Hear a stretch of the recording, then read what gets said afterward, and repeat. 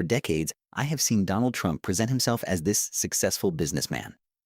Everything was gold-plated, including the private jets, towers bearing his name and enormous letters, and the entire scene. However, what we are currently seeing is the total disintegration of that meticulously crafted myth. Trump's bankers are demanding quick repayment of hundreds of millions of dollars due to his financial crisis. The man who declared himself a billionaire is on the verge of going bankrupt. It couldn't have happened to a more worthy individual, I must say. Since Trump is to blame for this financial crisis, let me to explain what's going on. Trump's lenders are becoming uneasy following his conviction on 34 felony counts in New York and the significant legal judgments against him. They're saying enough is enough about a convicted felon who is using his political campaign as a personal piggy bank, has over $500 million in court judgments owed to him, and is spending a lot of money on legal expenses. They want their money returned, and they want it right away.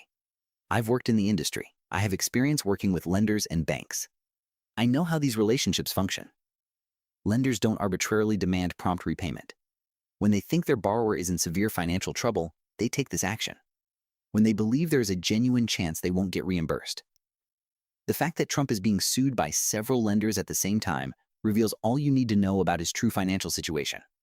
Hasn't been the billionaire he says he is. Has a house of cards that is ultimately falling apart.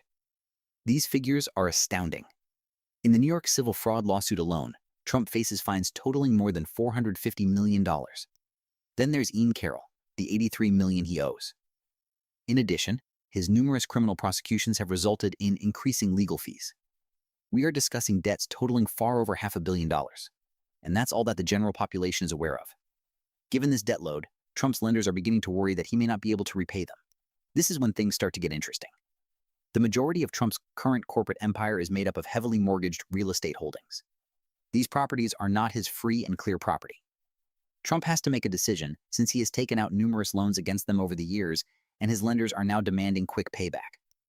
Make hundreds of millions of dollars in cash or risk losing your properties to foreclosure. It's not exaggerated. In reality, he is in that circumstance. I want you to know what this means right now. Throughout his entire career, Trump leveraged his properties, taking out loans against them to finance his lifestyle and other endeavors. As long as property values continue to rise and lenders continue to offer loans, this approach is effective. However, everything falls apart like a house of cards the instant lenders become alarmed and demand their money back. And right now, that's precisely what's taking place. Not just modest regional banks are among the lenders requesting repayment.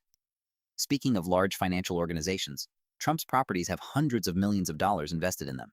According to reports, one of the banks requesting repayment is Deutsche Bank, which has been Trump's lender of last choice for years after the majority of American banks declined to do business with him. Consider that. It seems that even Deutsche Bank, which supported Trump when no one else would, has concluded that the risk is too great. Trump has responded to this problem in a predictable manner.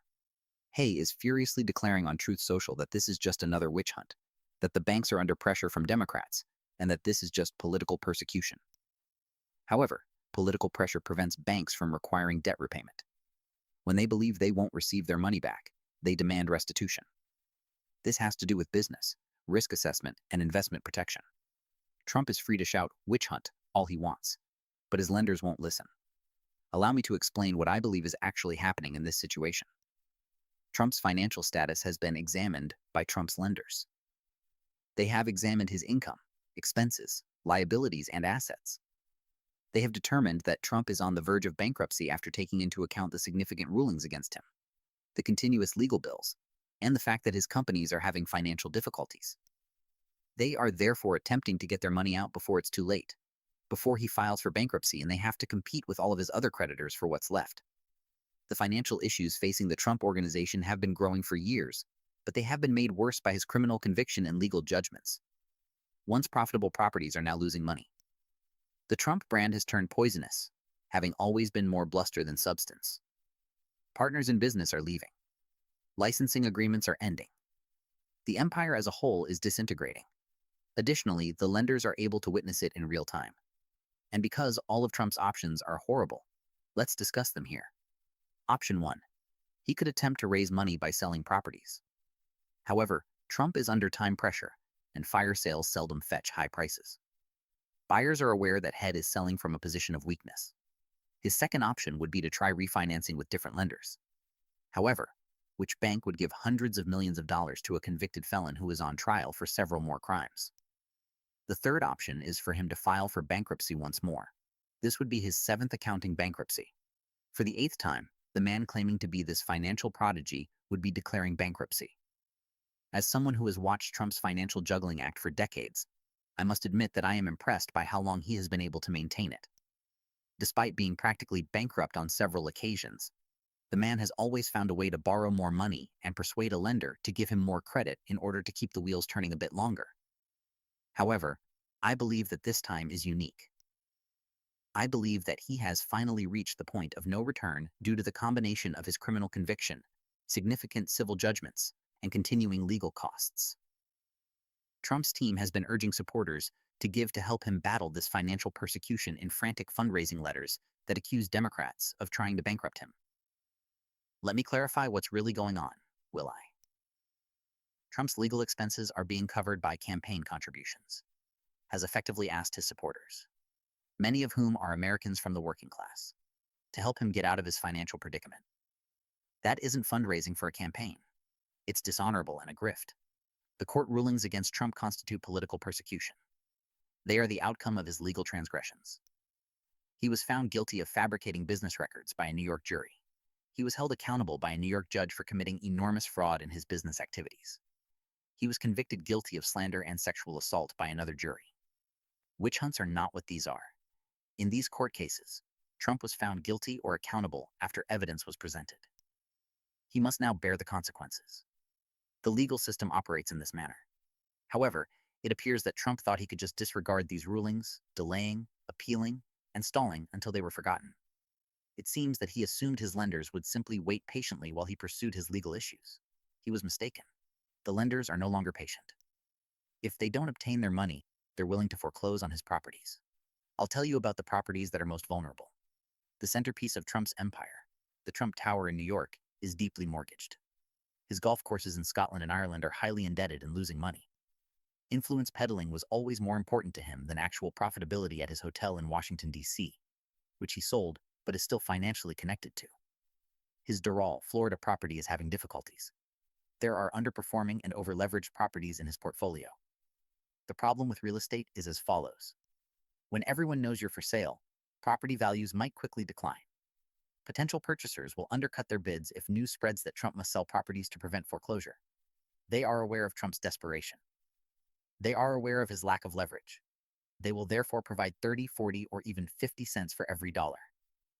Fire sales operate in this manner. Trump could not have enough money to settle all of his debts, even if he sells billions of dollars worth of real estate. Additionally, I've heard that Trump has been attempting to get foreign capitalists to save him. Take a moment to consider that. While facing a criminal indictment, a former U.S. president who is currently seeking re-election appears to be looking to foreign organizations for financial assistance.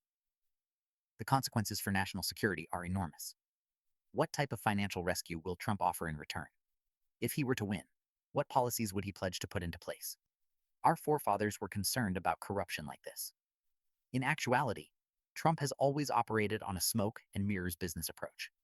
Has neither a developer nor a builder in the conventional sense. Is a brand marketer who earns a portion by licensing his name to ventures. However, those licensing agreements are dwindling because the Trump brand has become so poisonous. Nobody wants a convicted felon connected to their opulent home. Nobody wants the name of a person convicted of sexual assault to be on their hotel or golf course. Trump's legal team is attempting to battle these lender demands in court while his brand, which he spent decades creating, has collapsed. They contend that the lenders are being swayed by political factors, that Trump I is not in default, and that the demands for rapid repayment are premature. Here's the truth, though. There are provisions in loan agreements that give lenders the right to demand repayment in specific situations.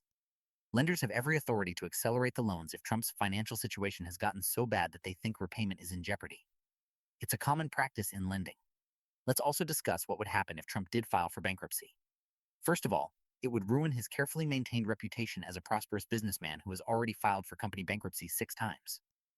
A personal bankruptcy, however, would be distinct. It would be an acknowledgement that he is unable to pay his debts.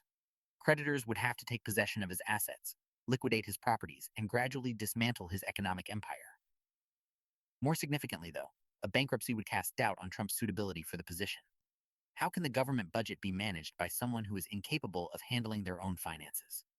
How can someone be trusted to negotiate with foreign leaders when they are being sought by creditors? If Trump became president, what power would his creditors have over him? These are incorrect hypothetical worries. These are actual problems of national